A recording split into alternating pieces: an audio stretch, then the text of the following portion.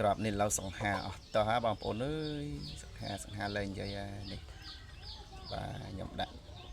ថ្ងៃមុននោះហើយខ្ញុំប្រាប់បងប្អូនថាអានេះមកស្លឹកជាងបាទឡូវរកម្ចាស់ឃើញហើយគាត់អត់តាន់យកខែគេបង្កាត់យកដោយសារតែមួយវានៅរៀនខ្ចីហើយគាត់នៅផ្សារអត់មានកន្លែងប្រឡែងអញ្ចឹងគាត់ផ្ញើឲ្យថែឲ្យមួយខែសិនបាទត្រូវនឹងខ្ញុំកំពុងប្រកាត់មេមកឥឡូវងាយឡើងចាប់មេដាក់ឲ្យមួយថ្ងៃម្ដងកាត់មេ3បាទមេ3ឡើងថ្ងៃមុនឲ្យមកកាត់មើលនៅបាក់ផ្លែអស់មួយខាងបានបាទហើយប្រមាញ់សំជើងមួយសាទៀតឲ្យគាត់ដាក់ចូលល្មៀតចូលអី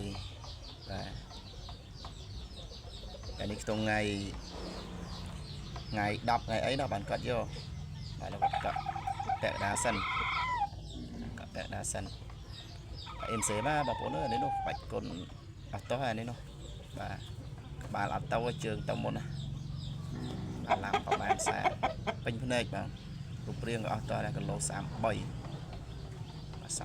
មកនោះខ្ចីមកទៅ8ខែ33បាត់ហើយ